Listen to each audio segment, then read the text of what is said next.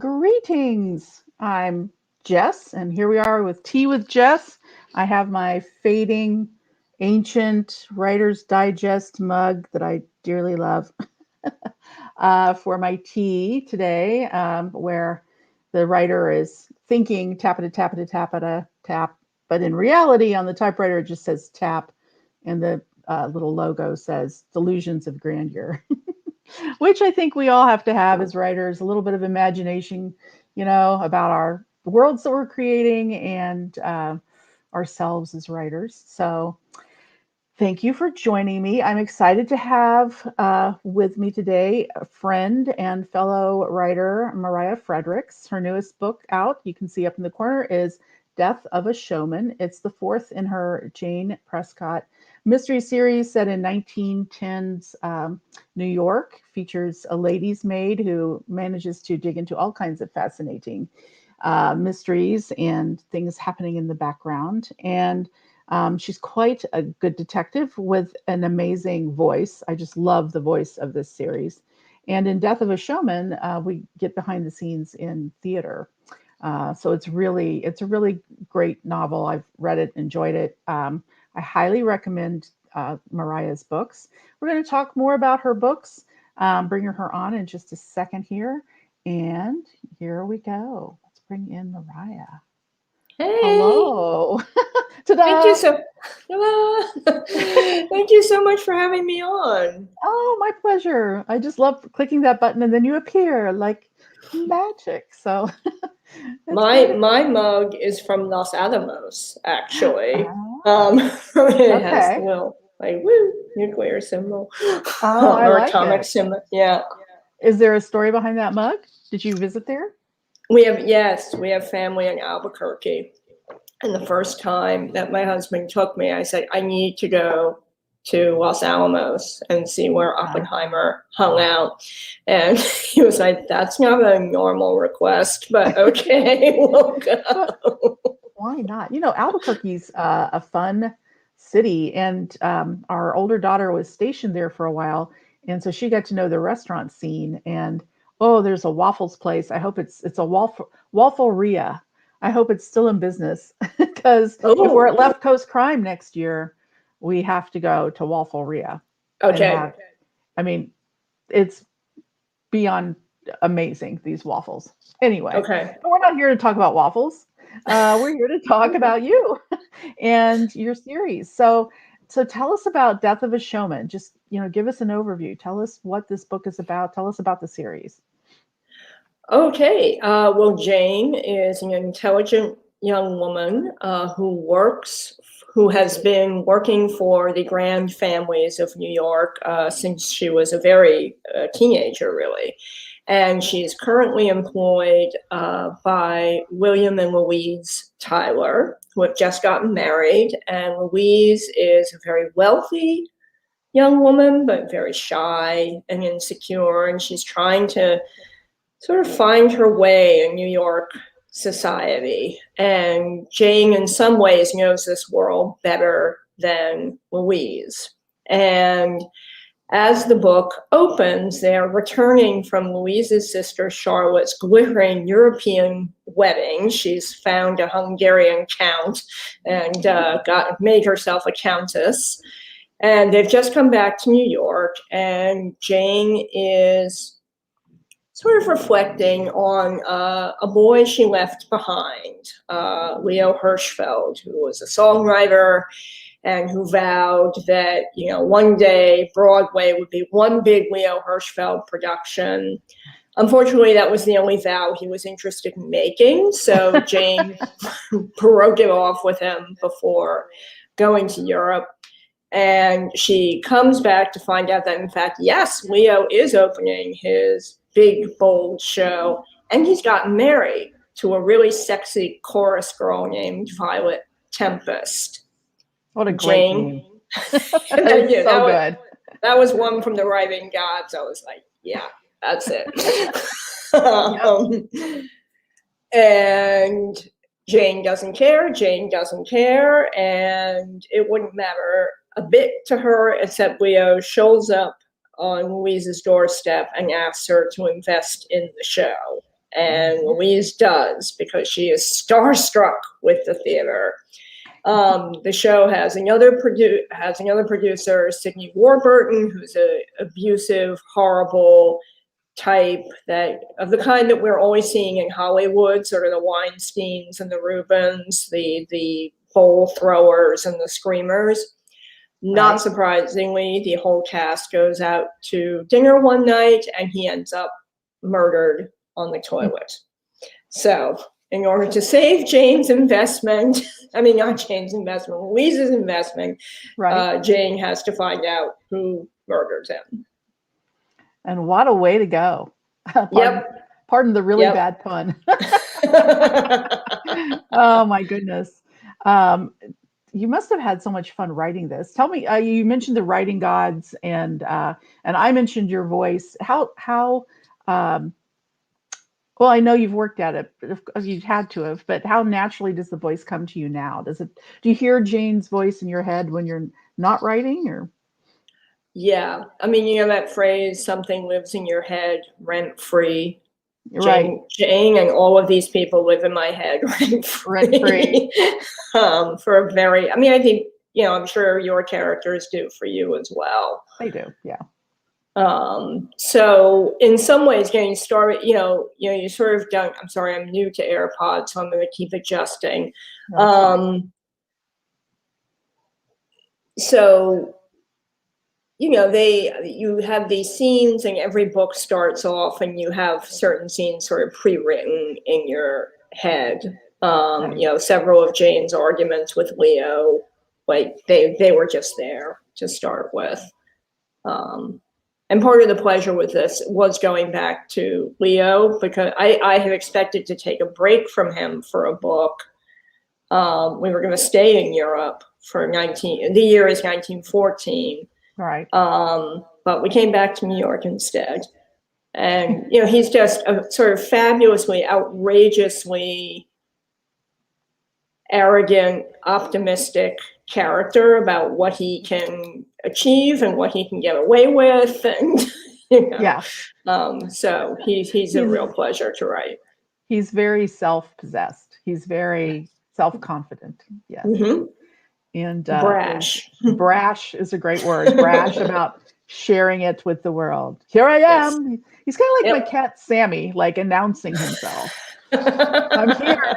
I thank you all for waiting for me. Yes. But of course we did. Because of course, what else would you do? Right. Oh my goodness. Well, your books are much beloved by readers, and also we should talk about the fact that they're much beloved by your peers, because this book is nominated for an Edgar. You've been nominated. I'm sorry, the book before it. Yes, I'm off by 1 year. But this one could well be too, and that would make 4. I was right. I got all hopeful. Yeah, like I'm psychic. I can see it. No, well, why not? This is your 3rd nomination. So tell us about that process and the books that have been nominated and what that's like.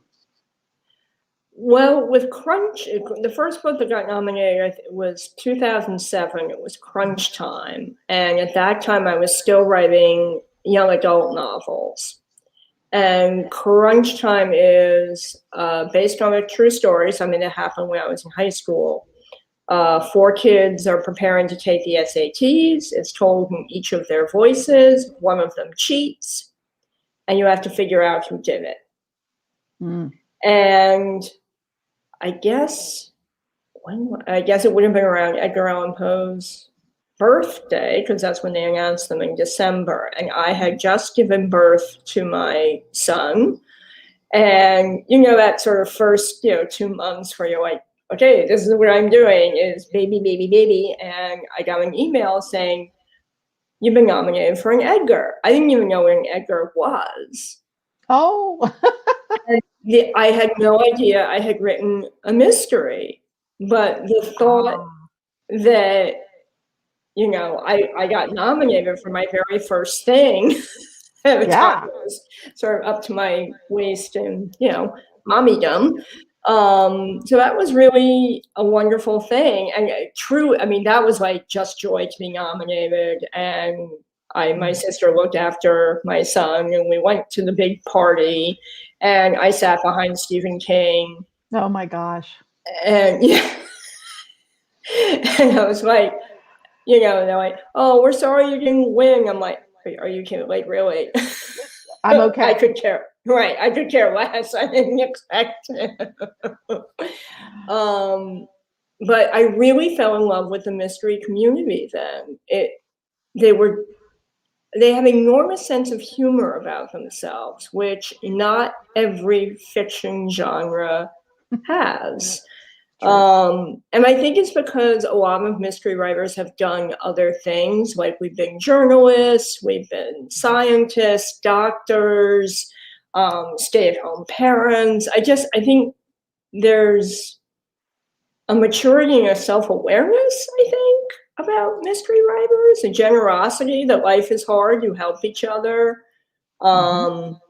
So I was like, how do I get invited back to this party? And I was like, I better write another mystery. That's right. Which I did, which did not get nominated, to my shock. I was like, but wait, it's supposed to just work that way.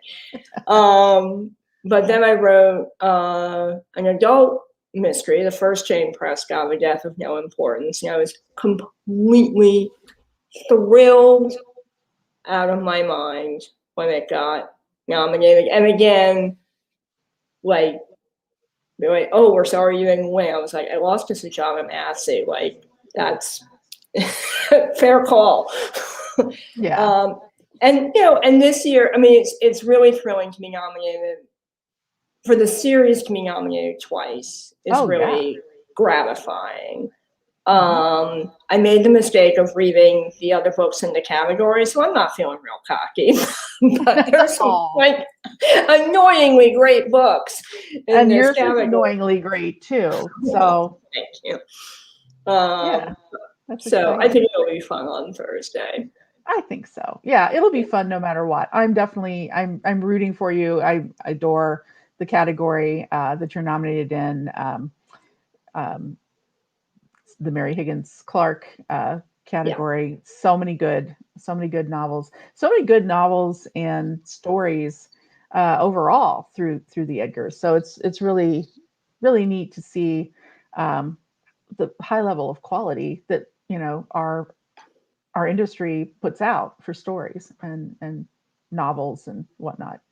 Yeah, and then you also think about like books that aren't nominated, and you're like, all those incredible stories. Right.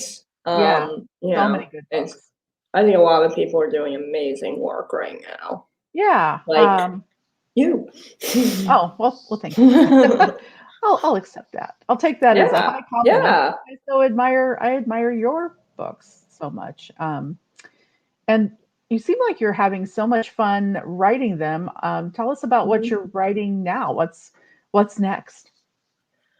Well, I'm working on Jane 5.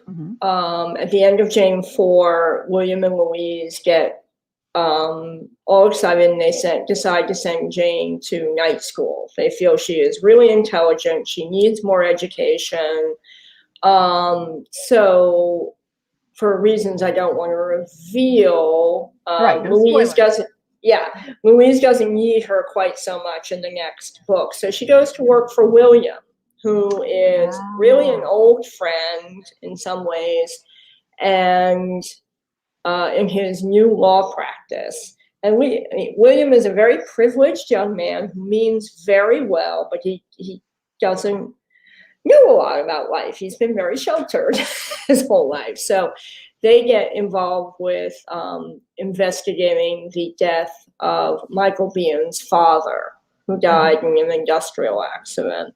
However, all of this is, it's a turning point book in the series, so I want to take my time with it.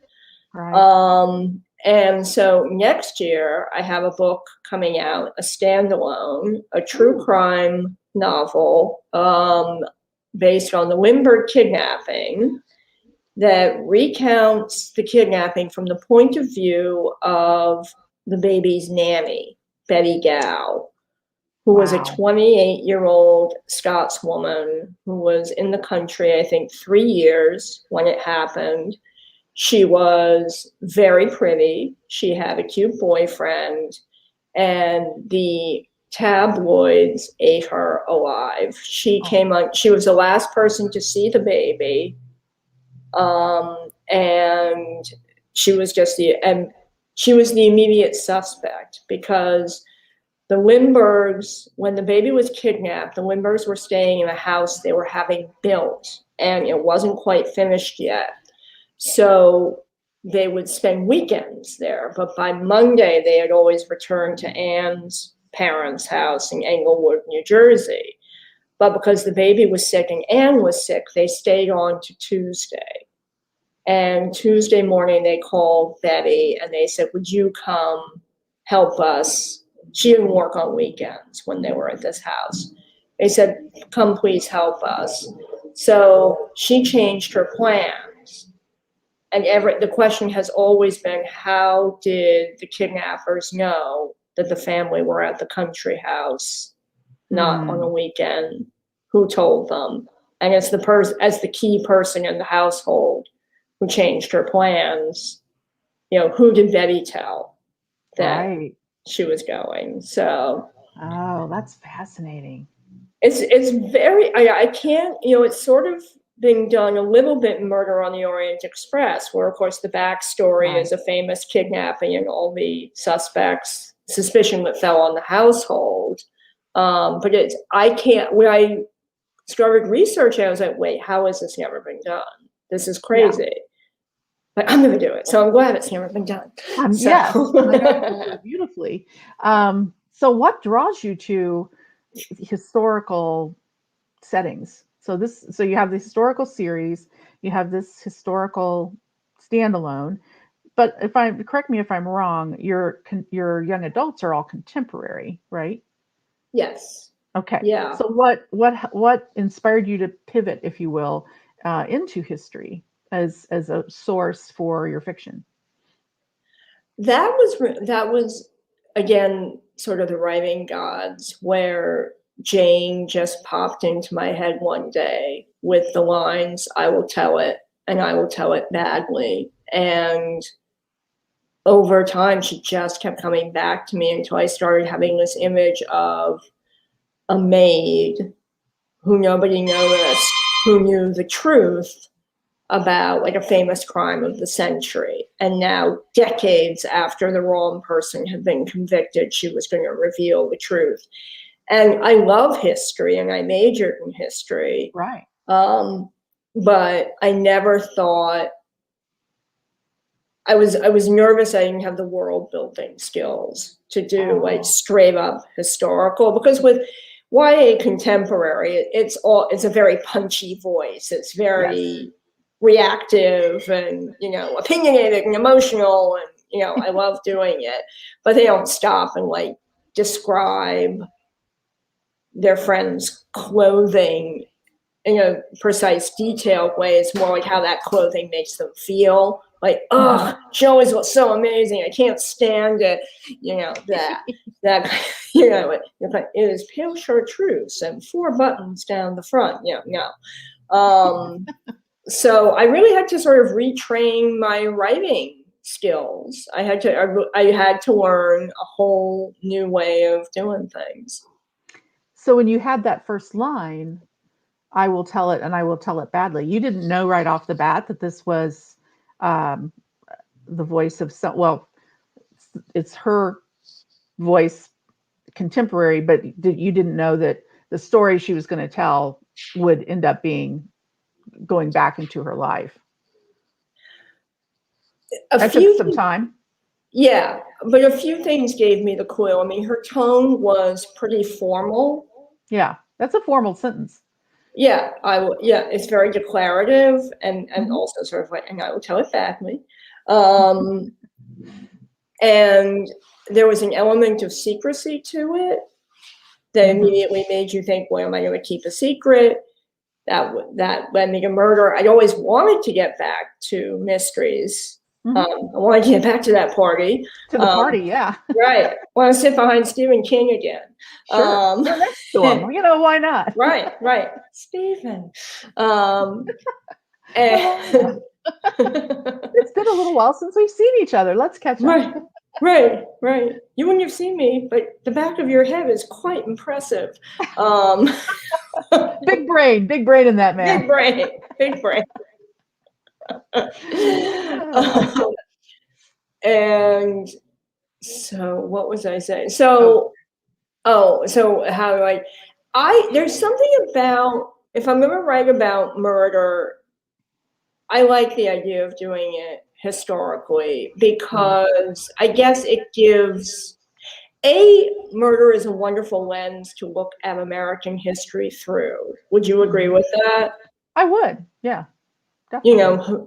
Who is frightened of who is enraged at who views who as a threat. Who has the means to get away with whatever or think they can. Yeah. Right. So I think that was interesting, and I've always enjoyed historical as a genre, that there's a certain elegance to the prose, a certain wit often that I think I don't know, it's an escape from the sort of more cynical, blah, narcissistic voice I find I can fall into when I write contemporary adult stuff. It tends to be, apathy creeps in when I write contemporary adult, whereas Jane is, one of the things I really love about her and the era of the 1910s, it's very optimistic. It's very dynamic. And I really enjoy that. And she's very sincere. There's definitely wit to her voice, which I very much like. I chuckle at some of her, wry observations, especially in the theater. It's just wonderful. I let her go wild. But she's also very earnest, Yes. Yeah. She really, I forget who I was telling this. I used to write very cynical characters, or I'm drawn to very cynical characters. And Jane is not cynical. She's wry, but she has not only enormous affection for everybody, but enormous hope. Yeah. I remember the moment in writing when that quality came through in the very first book, when she first meets Louise, before Louise is married, and Louise is like, I'm horrible and shy and ugly, and you really shouldn't be my lady's maid because I'm hopeless. Like, you'll be out, you can't send me anywhere. And Jane sort of takes a step back. She's like, okay, this is actually going to be a challenge. This young woman has no self-esteem, and her looks are maybe a challenge too. And she decides, like, I'm on her side. I'm going to do it. We're going to get through this together. I'm out of a job. She's looking for a husband. Like, let's do it. And she picks up the brush. She's like, let's have this hair be the envy of every single New York matron. And that was sort of when that character and that quality in her was born. Yeah, that's lovely. I love that. Well, on that note, anything else you'd like to share with folks about your books? I have your website up, so folks can go to your website and learn more, right? Maybe read some sample chapters. Yep. If they have questions, there's a way to contact me through the website. Mm-hmm. And on Facebook, what's your Facebook handle? I believe it should be Mariah Fredericks and Mariah Fredericks Books. Yeah, pretty easy to find. Yeah, I am. I'm around Twitter, Mariah Frederick. Yeah, you're great on Twitter, actually. Oh, thank you. Yeah. I was just fulminating about the Oscars, so. Yes, I saw. I didn't watch the Oscars this year. We did watch Nomadland. I thought that was great. And The Sound of Metal was really, really good. I highly recommend that. Okay. we watched Ma Rainey like 2 hours before the broadcast, and I was like, I mean, I was totally pro Chadwick Boseman winning anyway, but was like, oh, this is not an honorary award. This is like, you just destroyed everybody in the category. So, but I guess the Academy disagreed. So there you go. They should have asked. Why didn't they ask? Anyway, well, thank you for joining me for Tea with Jess. Oh, really? It's always a pleasure, and thank you so much. Yes. Till next time. So everyone, next week I'll be chatting at you about something. I don't know what, but I'll figure it out. I've always got something to say. I'm like my cat Sammy. I always have something to say. And in the meantime, life is hard, as Nana would say. So have tea. Take care of yourselves and each other. Bye. Bye.